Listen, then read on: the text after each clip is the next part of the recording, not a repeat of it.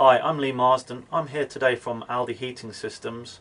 I'm currently in a Bailey Unicorn, Madrid, and what we're going to do is talk through the Alde system, how it functions, and some of the parts that are fitted around the vehicle. Hi, we're here today to demonstrate the Alde control panel as fitted in the Bailey Unicorn. We're going to talk through all the basics that you need in order to get away for the first few days and enjoy your holiday. Now, the first thing we're going to do is talk through this top row.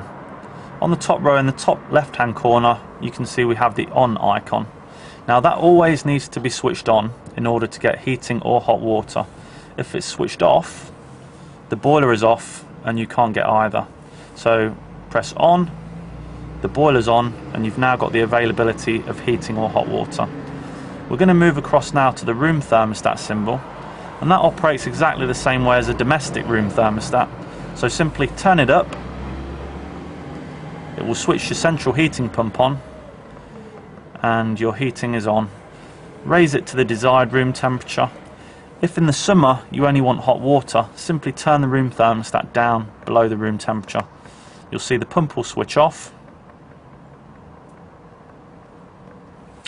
and then you've got hot water only.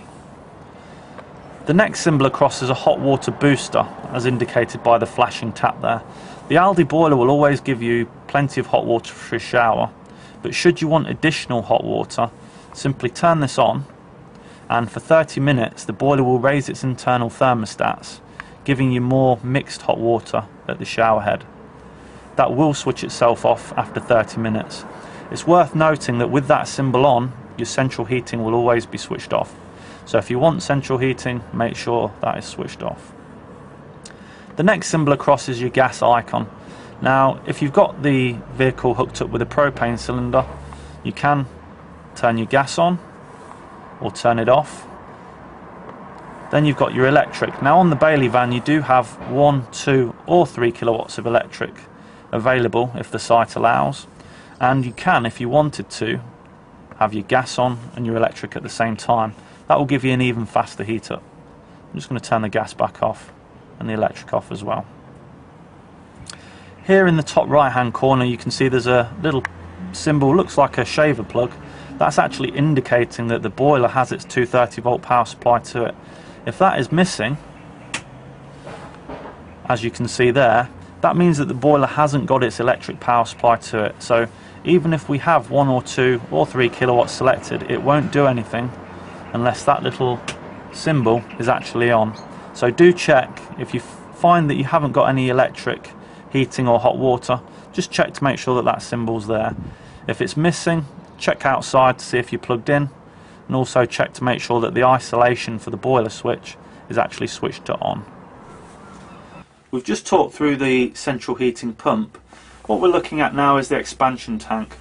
Of course, as the fluid heats up, what you will find is that it expands, and it needs to actually expand. That's what the expansion tank's for. So as you see your central heating fluid expand as it heats, it will actually rise in the expansion tank.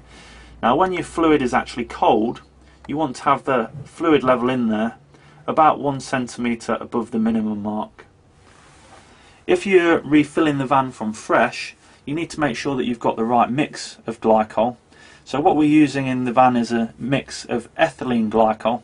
It's a standard automotive antifreeze that you'll see in car engines, and that wants to be mixed 40% antifreeze, 60% water. Okay, so your Alde boiler is located underneath the front bunk, and inside there you'll find your circulation pump that actually pumps the fluid around the central heating system. It is an adjustable speed pump, and you need to make sure that it's actually on the right setting. So if you find your automatic air bleed valve on the boiler, directly below that you'll see the pump and a little red dial. Now that needs to be set on number 2 for normal operation. If it's set any higher, it will use more battery power and shorten the life of the pump, so do try and ensure that it's switched on number 2. This is the isolation switch for the Alde boiler. If you want to have your central heating or your hot water switched on, if you're working on electric, it's essential that that switches down. Just have a look at your control panel. You'll see that the electric icon in the top right hand corner has appeared, and you know that you've got power there for your heating and your hot water. And when you go away from the van, you just switch it back off again.